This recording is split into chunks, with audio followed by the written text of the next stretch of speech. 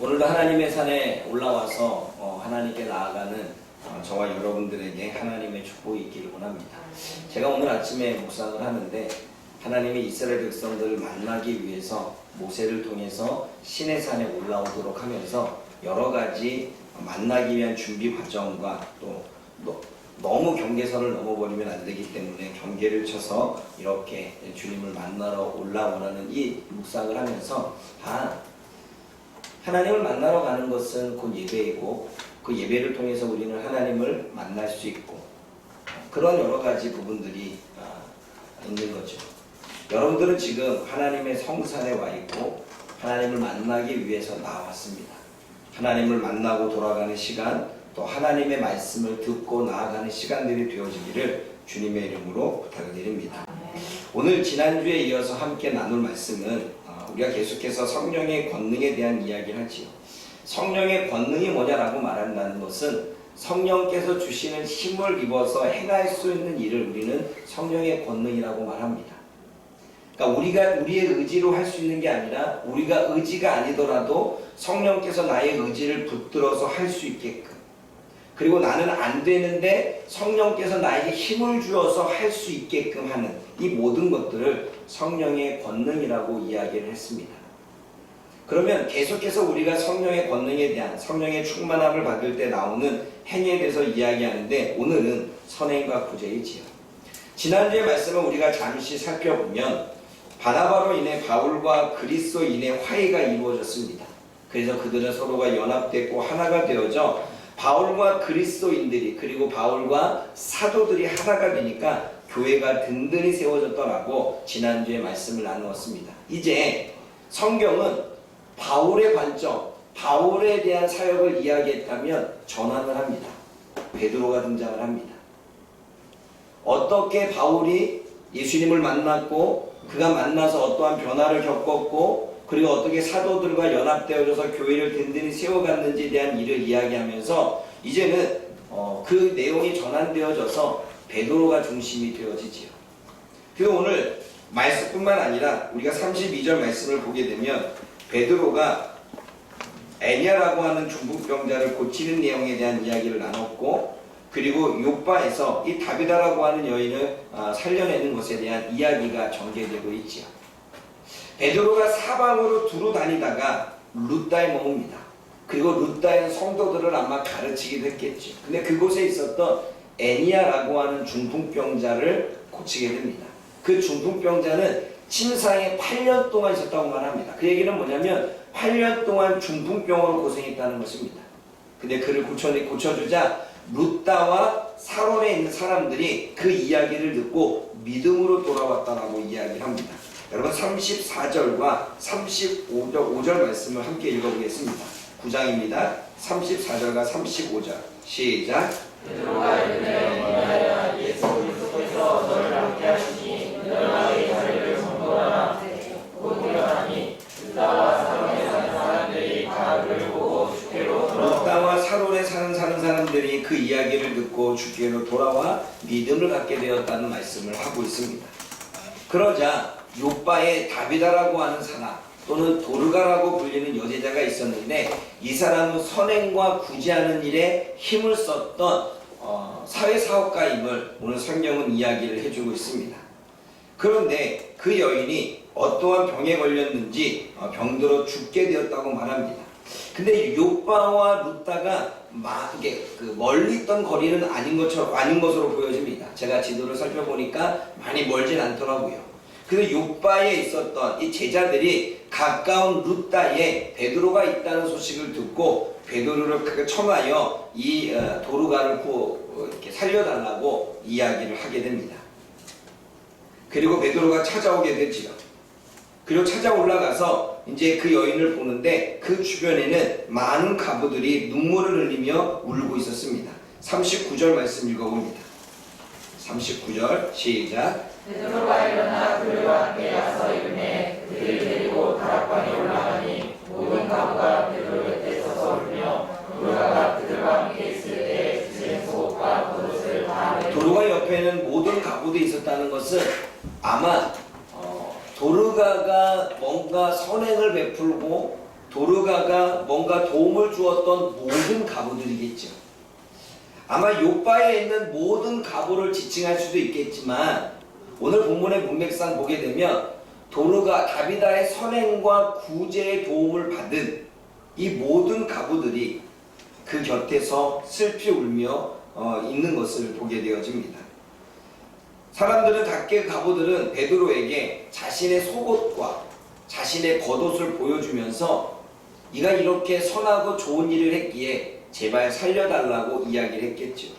베드로는 40절에 그들을 다 내보내고 하나님께 무릎 꿇고 기도한 다음에 다비다야 일어나라 외치며 결국 죽어있던 다비다를 살리는 이러한 내용을 보게 됩니다. 41절을 보면 성도들과 과부들을 불러서 그 여인이 살아난 것을 보였다고 말합니다. 그리고 그것이 욥바의 소문이 되자 42절에 주를 믿고 돌아오는 사람이 많았다라고 성경은 기록하고 있습니다. 그렇다면 저와 여러분들은 오늘 다비다의 선행과 구제를 통해서 한번 생각해 봐야 될 거 있습니다. 욥바는 항구 도시입니다. 욥바라고 하는 뜻은 아름다운 도시, 아름답다라는 뜻을 가지고 있죠. 아마 항구이기 때문에 그리고 주변에 바다들이 펼쳐 있기 때문에 아마 이렇게 사람들이 볼 때에 너무나도 아름다운 그런 항구 도시로 여겨집니다. 그러니 뭐 가보자는 제가 보지 않았으니까 뭔가 여러분들에게 설명할 수 없지만 한번 인터넷 찾아보십시오. 욥바 치면 얼마나 아름다운 항구 도시를 가지고 있는지. 그리고 욥바는 어떠한 곳이냐면 여러분 요나가 다시스로 가기 위해서 배를 타잖아요. 하나님은 니느웨로 가라 그랬는데 요나는 다시스로 가려고 배를 타려고 합니다. 그때 갔던 항구 도시가 욥바입니다. 그 욥바에서 배를 타고 다시스로 가려고 했던 것입니다. 그러면 우리가 지도를 보게 되면 지중해 이렇게 가나안 땅에 이렇게 보게 되면 요 시돈 아래쪽에 욥바가 있는 것을 보게 되어지지요. 그럼 다비다의 이름은 두 가지입니다. 하나는 다비다, 하나는 도르가. 다비다라고 하는 것은 아람어로 쓰여진 이름입니다. 뜻은 사슴입니다. 그 도르가는 어떠한 언어일까요? 헬라어로 된 이름입니다. 똑같이 뜻은 영양, 사슴을 이야기합니다. 여러분 우리나라도 일제시대에 일본의 이름과 한국의 이름을 같이 썼던 것처럼 그리고 지금도 어떤 사람은 영어 이름을 쓰거나 한국 이름을 같이 쓰는 사람이 있고 그리고 우리나라의 귀한 외국인들도 영어 이름을 쓰고 한국 이름을 쓰는 것처럼 도르가도 다비다도 똑같았다는 것입니다. 그 당시에 아람어를 쓰고 있는 사람의 언어로 이름은 다비다였고 그리고 헬라 문화권에 있었기 때문에 그 헬라어로의 이름이 도르가였습니다. 아람어로 또는 히브리어로 바울의 이름이 사울인 것처럼 그리고 그 헬라어의 이름으로 바울이 된 것처럼 그렇게 같이 쓰고 있던 거죠. 그 뜻의 이름은 영양입니다. 그러므로 다비다와 도르가는 같은 사람을 이야기하고 있다는 것을 보게 되어지죠. 그런데 이 사람을 지칭할 때 36절에 다비다라고 하는 여제자가 있었다고 말합니다. 여러분 36절을 한번 읽어보겠습니다. 36절입니다. 시작. 욥바에 다비다라는 여제자가 있으니 그 이름을 번역하여 도르가라. 선행과 구제하는 일을 심히 하더니라.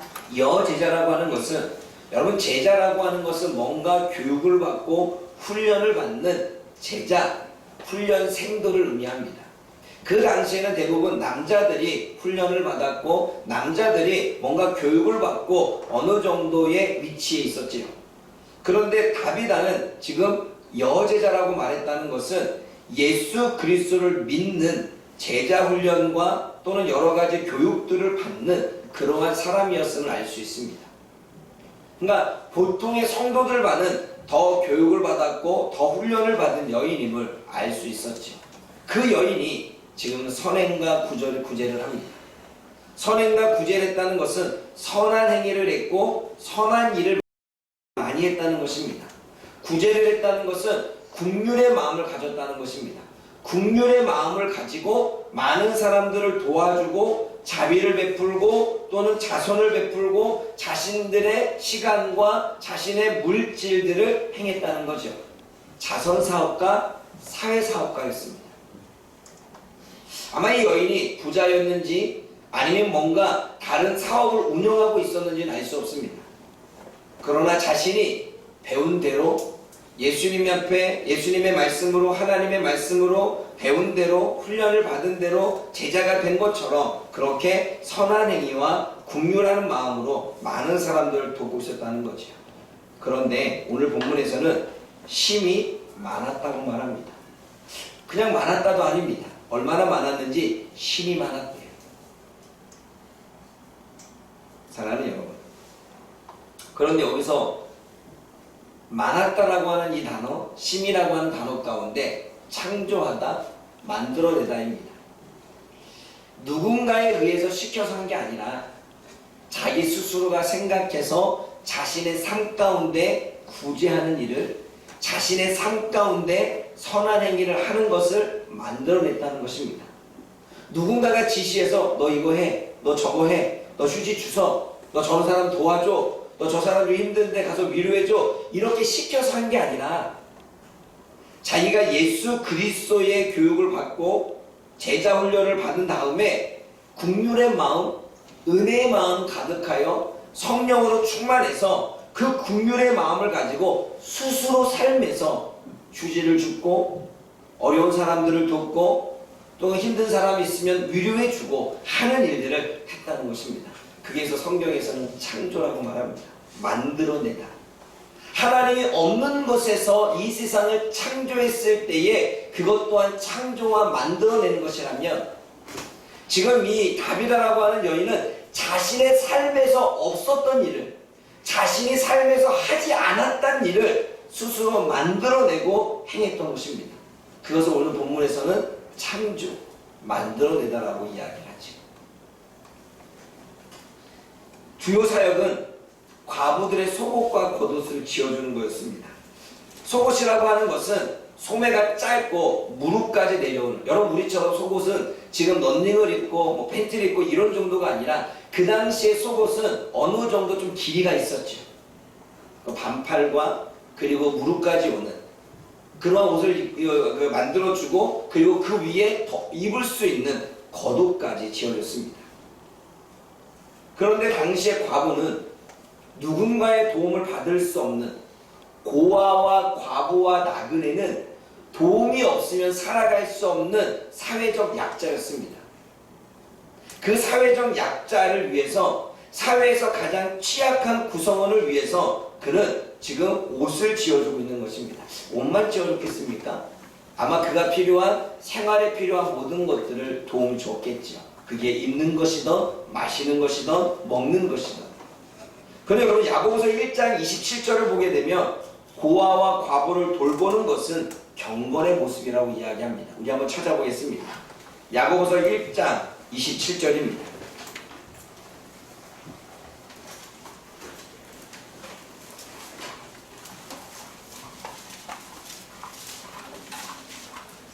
야고보서 1장 27절 말씀 함께 읽어봅니다. 시작. 하나님 앞에서 성결하고 더러움이 없는 경건은 곧 고아와 과부를 평안한 중에 돌보고 사기를 지켜 생명에 물리지 아니하는 그것이라. 하나님 앞에서 거룩한 모습의 경건은 고아와 과부와 나그네, 사회적인 취약자, 도움이 필요한 사람들을 도와주는 것이라고 성경은 기록하고 있습니다. 아마 야고보 선지자는 말씀을 들었으면 행동해야 된다라고 하는, 행함이 없는 믿음은 죽은 믿음이다 라고 말했던 사람이 야고보 사도였기 때문에 그는 아마 행위에 강조를 했겠죠. 고아와 과부를 돌보는 것, 그의 필요를 채워주는 것, 그것이 진정한 말씀대로 사는 경건의 모습임을 야고보 선지자는 이야기를 하고 있습니다. 사랑하는 여러분, 오늘 이 다비다의 모습, 이 다비다의 내용을 통해서 저와 여러분들은 무엇을 깨달아야 될까요? 그 첫째는 성령 충만한 교회는, 성령 충만한 성도는 선행과 구제하는 일을 합니다.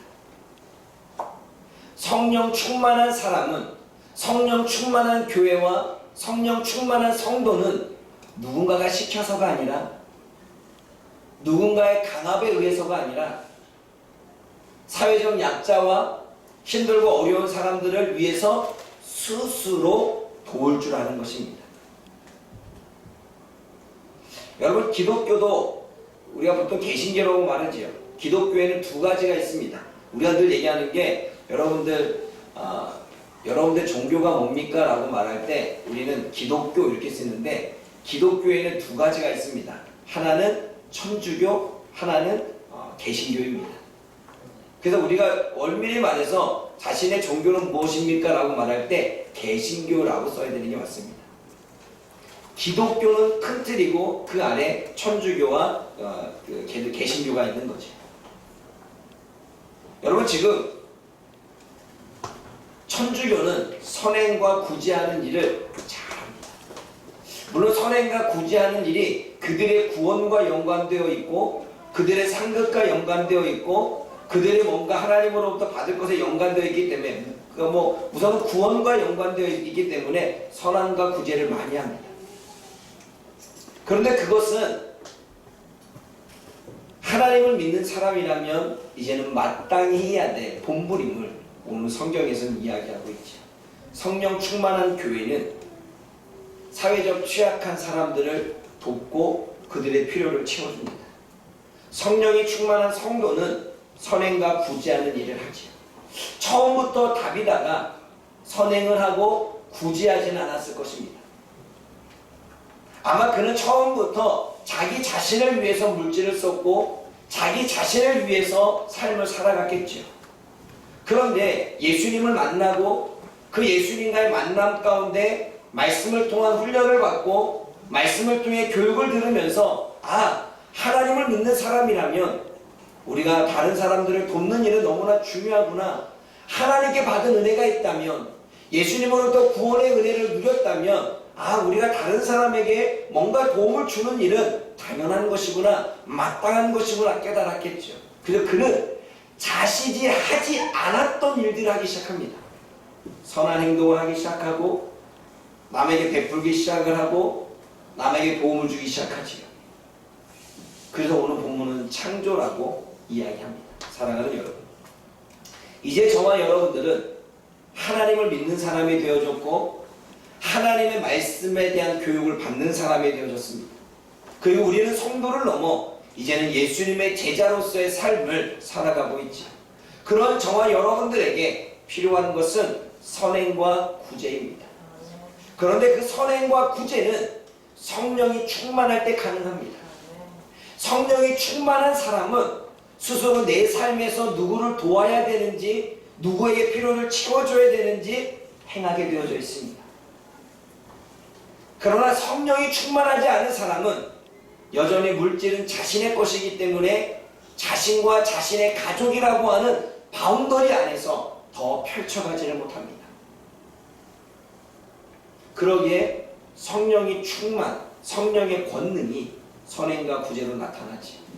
오늘 저와 여러분들은 기억해야 될 것은 성령 충만한 교회와 성령 충만한 성도는 반드시 선행과 구제하는 일, 내가 그동안에 하지 않았던 것들을 내 삶에서 만들어내고 창조하는 일들이 필요하다는 사실이죠. 그것이 내가 성령을 받았느냐 받지 않느냐의 점검이 될 것입니다. 또 그럼 우리가 또 분별해야 될 것은 내가 성령의 인도로 선행과 구제를 하고 있는지, 아니면 자기 열심으로 자기 생각으로 선행과 구제를 하고 있는지 우리는 한 번쯤 생각해 봐야 됩니다. 그래서 선행과 구제는 성령에 의해 변화된 삶으로 나와야 됩니다. 여러분, 만약에 선행을 하는데 구제를 하는데 목적 있는 선행과 목적이 있는 구제라면, 자신의 이득을 얻기 위한, 내가 무언가 다른 사람에게 나의 어떤 유익을 얻기 위한 목적을 가진 선행과 구제라면 그건 성령에 의한 구제가 아니겠죠. 또 의도가 있는 선행과 구제, 두 마음으로 행하는 계획적인 행동, 내가 이만큼 베풀면 저 사람에게 나에게 관심을 갖겠지, 내가 이렇게 했으면 저 사람 나를 좋게 보겠지 라고 하는 이 두 마음으로 행하는 선행과 구제는 성령에 의한 것이 아닐 것입니다. 왜냐하면 뭔가 목적이 있는 선행, 의도가 있는 선행, 대가를 바라는 선행은 목적대로 이루어지지 않으면, 대가가 주어지지 않으면, 의도한 대로 되어지지 않으면 다음에는 선행하지 않겠죠. 그 사람에게. 왜냐하면 목적과 의도가 대가대로 이루어지지 않았으니까. 그 목적을 위해서 선행과 구제를 했는데 그게 안 돼. 그렇게 했는데 안 바뀌어. 그러면 다음에는 안 하겠죠. 그럼 그거는 성령에 의한 게 아닐 것입니다. 성령에 의한 변화된 삶으로의 선함과 구제는 목적을 가지지 않고 두 마음, 어떠한 계획을 가진 의도되지 않고 내가 이만큼 했으니 너도 나한테 이만큼 해야 돼 라고 하는 대가를 바라지 않는 구제와 선행이겠죠. 그냥 하는 것입니다. 국률의 마음. 아마 다비다가 많은 과부들을 돕고 그 속옷을 지어줄 때 이 사람들을 통해서 내가 뭔가 인정을 받고자 원했고 이 사람들을 통해서 내가 정말 도움이 필요할 때 도움을 받고자 원하는 마음으로 선행을 했다면 성경에서는 그렇게 기록하지 않았을 것입니다. 이 여인은 그냥 국률한 마음이 생기고 내가 하나님께 받은 은혜가 있고 내가 예수님께 받은 은혜가 있으니 내가 그것을 사람들한테 흘려보내는 것은 당연한 일. 내가 그 사람에게 뭔가 유익을 얻지 못해도 내가 그 사람에게 뭔가 도움을 받지 못해도 내가 뭔가 해줬는데 나만큼 뭔가 대가를 주지 않아도 그냥 하는 것. 이것이 성령 충만으로 나오는 구제와 선행이겠죠. 사랑하는 여러분, 우리는 직장에서 누군가에게 커피 한 잔 타줄 수 있습니다. 이것은 선한 행동이지요. 선행이라고 하는 것은 선한 행동입니다. 커피 한 잔 타줄 수 있겠지요. 학생들 같은 경우는 자기가 열심히 노트 정리한 거 다른 친구에게 보여줄 수 있겠지요. 선한 행동이지요. 그러나 이 선한 행동 뒤에 우리들의 마음에는 내가 이렇게 했으니 나에게 또 시험 볼 때 도움 주지 않을까? 내가 이렇게 했으니 저 사람이 나를 조금 좋게 봐주진 않을까?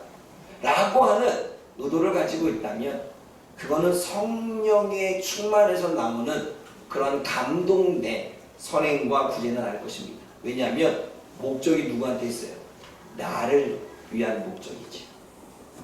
그러나 그런 거 상관없이 그냥 도와주는 거고 그냥 베푸는 거고 그냥 선한 행동을 해주는 거예요. 그냥 커피 한 잔 타주는 거예요. 나한테 커피를 안 타줘도. 그냥 밥 한 끼 사주는 거예요. 나에게 밥 한 끼 안 사줘도. 그런데 그것 또한 나의 마음에 감동, 이런 선한 마음이, 국률의 마음이 우리 안에 있어야 되겠죠.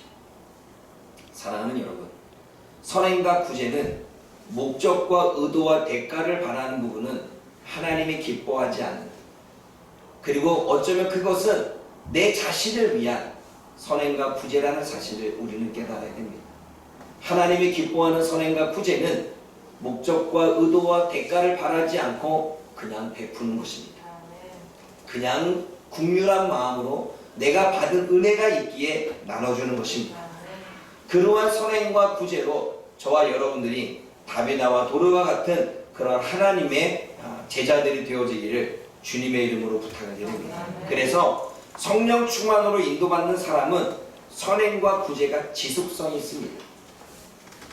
왜 지속하냐면 저 사람이 나를 조금 잘못돼 해도, 저 사람이 좀 나에게 불편하게 해도, 저 사람이 좀 나에게 뭔가 안 좋은 걸 해도 그냥 계속하는 거예요.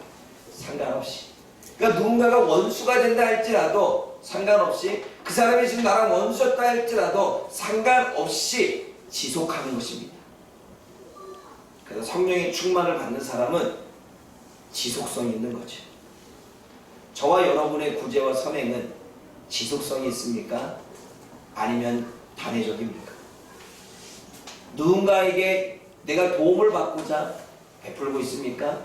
그렇다면 우리가 정말 성령 충만하여 행하고 있는 일인지를 분별해 보아야 될 것입니다. 그러한 진심의 변화된 모습을 알았습니다.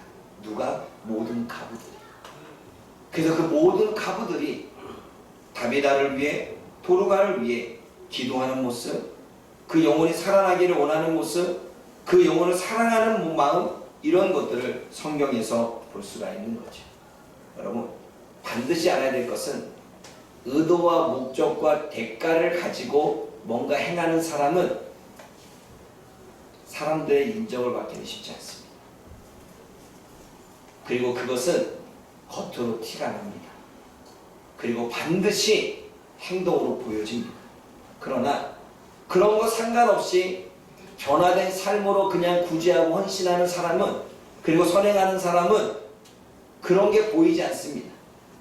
그러기에 사람은 계속 누군가를 바라봤을 때 저 사람이 진심인지 진심이 아닌지 우리는 처음부터 계속 관계를 맺다가 나중에서야 저 사람이 의도가 있었구나, 그러면서 우리는 멀리하거나 저 사람은 정말 의도 없이 저렇게 베풀고 섬기네, 그러한 마음을 알아서 우리가 같이 어울릴 사람, 어울리지 못할 사람, 우리는 나눠지게 되는 거지. 다비다는 오랫동안 그 일을 지속했고, 그 일을 지속하면서 그는 자신의 진심을, 그리고 예수 그리스도의 사랑을 보여줄 수 있었습니다. 그리고 그것이 이들에게는 또 하나님을 만날 수 있는 기회가 되어졌지요. 사랑하는 여러분, 잘 보십시오. 누구나가 착한 일을 할 수 있고 누구나가 구제하는 일을 할 수 있습니다. 그러나 똑같은 구제와 똑같은 선한 일이라도 성령의 충만함을 받아야, 성령으로 내 삶을 변화시켜야, 성령으로부터 뭔가 주어지는 마음으로 행해야 내 유익과 내 이익을 따지지 않게 되어집니다. 그러므로 오늘도 저와 여러분들이 성령이 충만해서 이 성령의 권능을 받아 선행과 구제를 할 수 있는 파주목양교회 모든 성도들이 되어지기를 주님의 이름으로 부탁을 드립니다. 기도하겠습니다. 사랑의 하나님 아버지, 오늘은 다비다라고 하는 한 여제자, 예수님을 만나고 그 예수님을 만나서 말씀으로 훈련을 받고 훈련돼서 성장하고 성숙한 그 여인이 어떻게 자기의 삶을 변화시켜서 주변에 가난하고 연약한 취약한 구성원들을 돕고 있는지 보게 되어집니다. 누군가가 시켜서가 아니라, 누군가가 강압적으로 일을 맡겨서가 아니라 자기 스스로가 하나님의 은혜를 알기에, 예수 그리스도의 말씀을 알기에 스스로 삶에서 변화된 모습으로 나아가는 것을 보게 되어집니다. 하나님, 제자된 우리가, 하나님을 믿는 우리가 이러한 모습으로 살아갈 수 있도록 인도하여 주옵소서. 하나님, 우리는 선행과 구제가 늘 우리들 가운데 삶에 있습니다. 그러나 그렇게 행하는 우리들의 마음조차 목적과 의도와 대가성을 바라고 있는지, 인정받으려고, 내가 이렇게 하고 나중에 도움을 받으려고, 내가 이렇게 행함으로 나중에 뭔가 필요할 때 도움을 청하려고 하는 그러한 마음으로 구제와 선행을 하고 있다면 그것은 성령이 주시는 마음이 아니며, 그리고 그러한 일이 있을 때 분명 우리는 이제는 더 이상 구제와 선행을 지속하지 않게 된다는 사실을 하나님 알게 하여 주옵소서. 성령의 충만함으로 행하는 선행과 구제는 내가 해를 입어도, 내가 인정받지 못해도, 내가 대가를 얻지 못해도 꾸준히 계속할 수 있는 것이 성령의 충만한 구제와 선행임을 깨닫게 하여 주옵소서. 오늘도 그 삶을 살아가고자 결단하는 하나님의 백성들이 되어지도록 성령 하나님 도와주옵소서. 예수님의 이름으로 감사하며 기도드립니다. 아멘.